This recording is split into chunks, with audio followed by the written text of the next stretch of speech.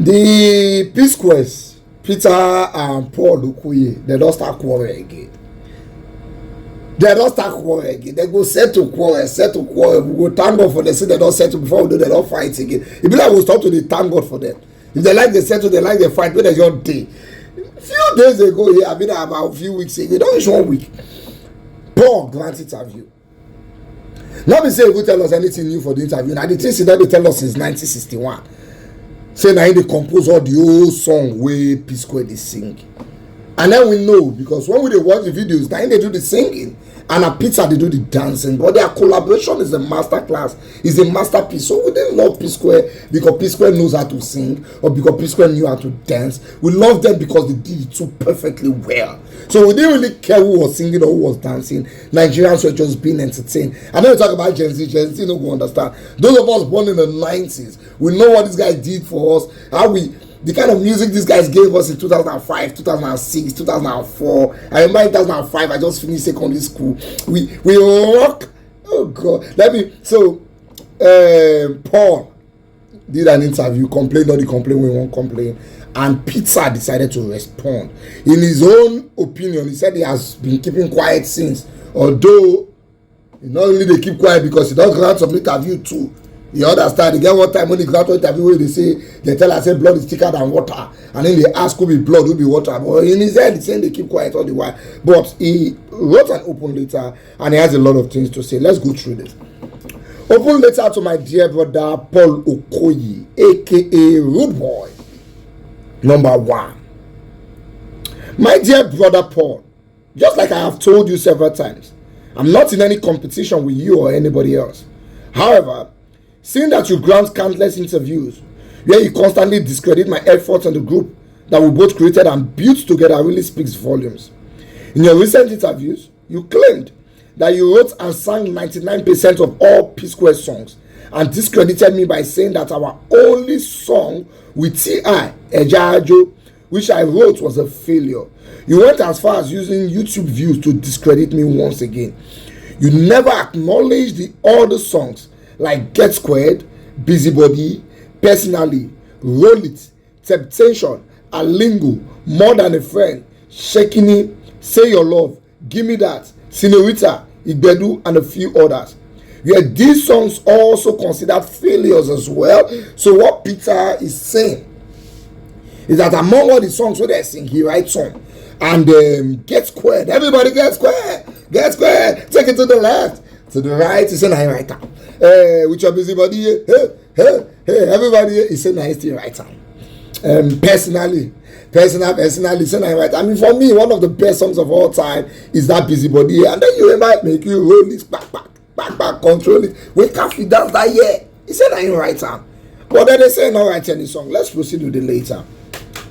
Every time I have spoken in interviews about P Square, I've always used we and us, because I saw us as a team. But whenever you speak, it's always I and me. Even when I'm standing right beside you, it is as if I never existed. My brother, neither of us is the most talented artist in the world. But you fail to understand that God gave us this talent and even granted us another chance to excel after our last breakup. Instead, you choose to turn the most awarded and decorated music group in Africa into a laughing stock. One thing you need to understand clearly is that the fans didn't fall in love with P Square because of who sang or who danced the most. What made us special was the magic that came from our combined efforts, us two. P Square was a force, and the fans fell in love with P Square because of our uniqueness and unity. We both have talents, no doubt, and I've often praised you in our interviews for your songwriting ability. I've also praised anyone who has ever written a song for us, or even for me as Mr. P.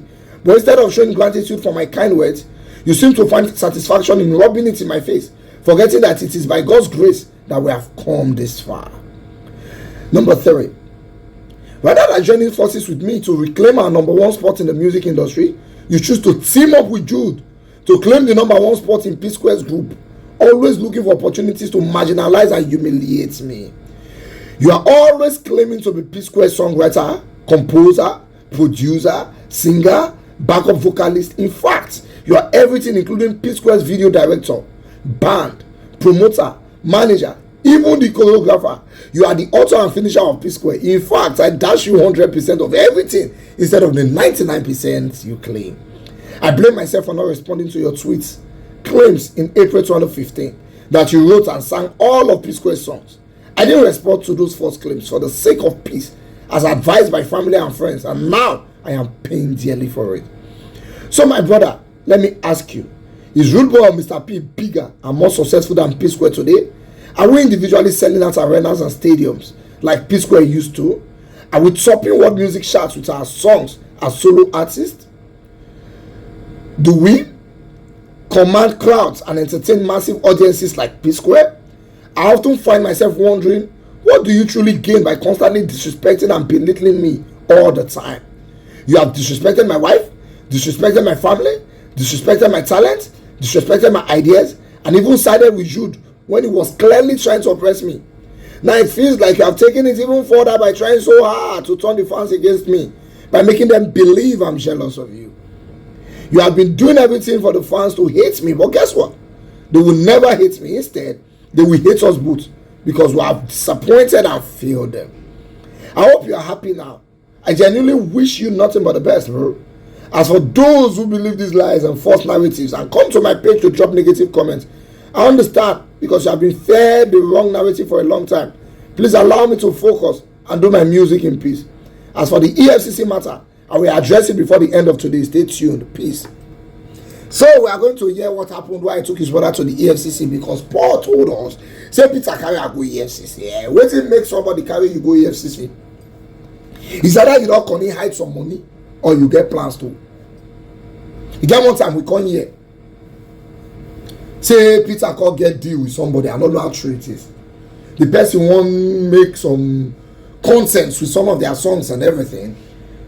I don't forget what happened, and the guy was now forced to now say, let me even see the breakdown of how much these songs have been making all these years. And when the breakdown came, he found out that they have been cheating him since, and he called rich EFCC. Maybe not that one I poured the talk, but Peter said go tell us later today. How will they wait for him? As for the two of them, they just want to be children. They just quarrel left, right, and center. They be like a husband and wife, twins. If their mother was still alive, what this problem for that they happen?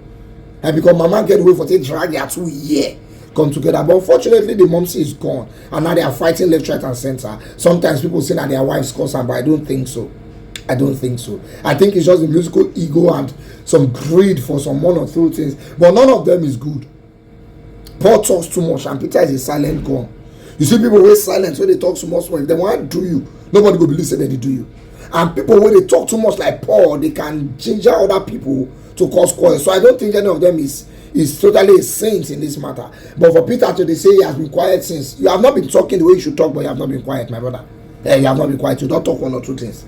Sometimes when you even talk self, they feel like say you talk off point.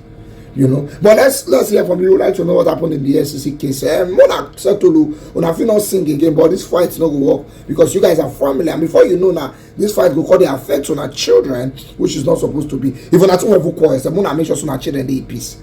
Make sure you are telling them, yeah, family, and me and the papa get quarrel. You're not concerned away with the children, because sometimes fathers and mothers they quickly hold up their enmity on their children. Their children will call they carry over quarrel where papa and mama get, and they no go sweet for a case like this. You guys are twin brothers, and your children are as good as twins too.